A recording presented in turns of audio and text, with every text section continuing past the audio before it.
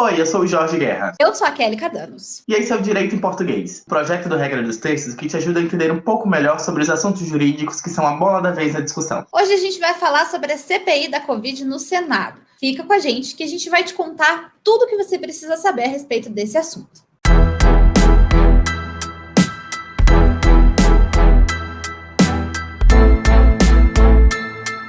Você deve ter ouvido falar muito nessa semana sobre a CPI da Covid-19 no Senado, né? Teve decisão do STF, divulgação de conversa entre presidente e senador e muita movimentação no Congresso a respeito desse assunto. Hoje a gente vai te contar tudo o que você precisa saber sobre isso. Mas vamos começar pelo começo. Afinal, o que é uma CPI e para que ela serve? Uma comissão parlamentar de inquérito é um dos instrumentos do poder legislativo para investigar e fiscalizar a administração pública. A CPI, ela é temporária, tem que ter um número específico de parlamentares envolvidos e o seu objeto também tem que ser muito bem definido. É muito difícil. Ela pode ser criada tanto na Câmara quanto no Senado Federal e pode também ser mista, porém é composta tanto por deputados quanto por senadores. A Constituição Federal trata das CPIs no artigo 58, parágrafo 3º. Esse dispositivo estabelece que, para criar uma CPI, é necessária a assinatura de 1/3 dos membros da Casa Legislativa. No caso do Senado, como são 81 senadores, é preciso ter o apoio de 27 deles para instalar uma CPI. Na Câmara, como são 513 deputados, esse número para instalar a CPI é de 171 assinaturas. A Constituição também determina que a CPI deverá apurar o fato determinado e por um prazo pré-definido. Além disso, as conclusões da CPI são encaminhadas ao Ministério Público para que ele responsabilize os devidos culpados. A Constituição também prevê que a CPI terá direito de investigação próprio das autoridades judiciais. Isso quer dizer que ela poderá intimar testemunhas para depor, quebrar sigilo bancário, telefônico e dentre outras medidas de investigação. Agora a gente já entendeu o que é uma CPI, para que ela serve e quais são os critérios para que ela possa ser criada. Mas o que o STF tem a ver com tudo isso? Eu sei lá. Pois bem, o que o ministro Luiz Roberto Barroso decidiu na semana passada é que o presidente do Senado, Rodrigo Pacheco, deve instalar a CPI da Covid-19 porque todos os critérios exigidos pela Constituição foram atendidos no pedido de instalação da comissão. Barroso atendeu a um pedido dos senadores Alessandro Vieira e Jorge Cajuru e determinou de forma liminar, ou seja, em uma decisão provisória, a abertura da CPI no Senado. Nesta semana, o plenário do STF se reuniu e confirmou a decisão de Barroso. O requerimento para a abertura da CPI foi protocolado em fevereiro no Senado e com 32 assinaturas, ou seja, 5 a mais do que o necessário para tanto. O regimento interno do Senado prevê que, nesses casos, o requerimento da CPI deveria ser imediatamente lido em plenário e a comissão instalada imediatamente. Só que isso não foi o que ocorreu. Então, os senadores foram lá e recorreram ao STF. Assim, Barroso entendeu que estavam cumpridos todos os requisitos necessários para a instalação da CPI, que eram número de assinaturas suficientes, um tempo determinado e um objeto específico para ser analisado. Essa não é a primeira vez que o Senado manda o Congresso abrir uma CPI.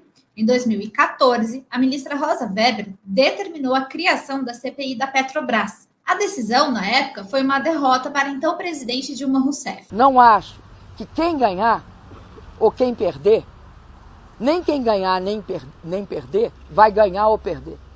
Vai todo mundo perder. Foi a CPI da Petrobras que abriu o caminho para a cassação do ex-deputado Eduardo Cunha, já que ele foi pego mentindo na CPI, o que é proibido pelo regimento interno da Câmara. Que Deus tenha misericórdia dessa nação. A gente já explicou aqui que a CPI deve apurar um fato específico, correto? Mas então, nesse caso, qual é o fato que está em questão? O objetivo dos senadores é investigar as ações e omissões do governo federal na condução da pandemia de coronavírus no Brasil, sobretudo na questão da crise sanitária que ocorreu em Manaus recentemente, onde chegou a faltar oxigênio para alguns pacientes, e eles vieram a morrer. E a gente, inclusive, já falou aqui nesse quadro sobre o que aconteceu em Manaus com a crise sanitária, a falta de oxigênio e as atribuições que o governo federal teria para atuar ou não na organização e na condução da pandemia de coronavírus. Então, se você não assistiu esse vídeo ainda, clica aqui em algum lugar da tela que vai aparecer um linkzinho para assistir. Em algum lugar nas estrelas. Bom, mas já tem uma tentativa em curso de ampliar o escopo dessa CPI da pandemia de coronavírus. O senador Alessandro Vieira protocolou um pedido de aditamento para incluir nas investigações atos praticados por agentes públicos dos estados e também de municípios. Tá, mas e como essa CPI é instaurada e quem participa dela? É feito um cálculo de proporcionalidade partidária para definir quantas vagas na comissão cada partido ou bloco partidário terá. São 11 vagas de titulares e 7 de suplentes. Legal! Quanto mais gente, mais divertido. Que serão indicados pelos líderes dos partidos, seguindo a proporcionalidade lá dos partidos na comissão. A divisão vai ficar assim: 3 membros serão do MDB ou do PP, 2 do PSDB ou do Podemos, 2 do PSD. O DEM, PL e PSC vão ficar com 2 vagas. Rede, Cidadania, PDT e PSB ficam com 1 vaga e PT e PROS com a última vaga titular. A CPI só pode ser instaurada de fato depois da indicação dos líderes partidários integrantes dessa comissão. E o que acontece na prática é que o governo deve tentar atrasar essa indicação para ganhar um pouco de tempo. Isso já aconteceu também lá em 2005, quando aliados do presidente Lula tentaram atrasar as indicações na CPI dos bingos. Se isso acontecer de novo, é possível que o caso volte para o STF. Em 2005, o Supremo decidiu que o então presidente do Senado, que era o Renan Calheiros, poderia indicar os senadores que faltavam para a CPI dos bingos. Agora só falta você. E isso pode acontecer de novo. Depois de instalada a CPI, os senadores se reúnem e escolhem o presidente e o relator da comissão. O presidente é responsável por conduzir os trabalhos e presidir as audiências. Já o relator é quem vai elaborar o relatório final com suas conclusões e recomendações ao Ministério Público. Esse relatório ele vai ser votado pelos demais membros da CPI. A CPI terá um prazo de 90 dias para terminar seus trabalhos, mas esse prazo ainda pode ser prorrogado. Mas afinal, onde tudo isso pode parar? Isso depende muito. A CPI tem poderes de investigação e pode revelar falhas e omissões no combate à pandemia. Se ficar provado que houve crime de responsabilidade do presidente Jair Bolsonaro, por exemplo, isso pode embasar uma denúncia da Procuradoria-Geral da República contra o presidente, que pode levar à cassação dele. Mas assim como a gente já falou sobre o processo de impeachment aqui, apesar da CPI ser um instrumento jurídico, ela tem também o seu viés político muito forte. Isso significa dizer que, se tiver apoio político suficiente, o presidente Jair Bolsonaro pode sim conseguir conter o andamento dessa CPI. No Brasil, há um ditado sobre as CPIs que diz o seguinte: nós sabemos como elas vão começar, mas nunca sabemos como elas vão terminar. A CPI dos Correios, por exemplo, se desdobrou no escândalo do Mensalão.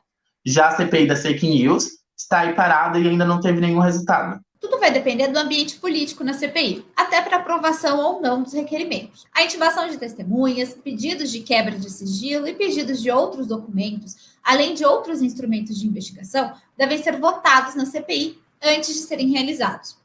Por isso, a composição da CPI é tão importante. Agora que você já entendeu tudo sobre o funcionamento das CPIs, conta pra gente, onde você acha que a CPI da Covid vai parar?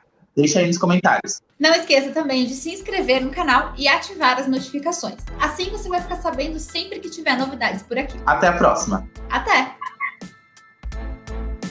Misericórdia, meia hora pra gravar um negócio. Você também, né, Jorge, fez um roteiro de 300 páginas? Nós sabemos como elas começam, mas não sabemos... Sabe falar português mais? Cara, clica aqui, ó, em algum lugar aqui, ó. É porque eu ia fazer assim, mas depois eu pensei, meu Deus, quem vai estar desse lado que não tá? Ai, clica aí, vai aparecer. Clica aí onde aparece.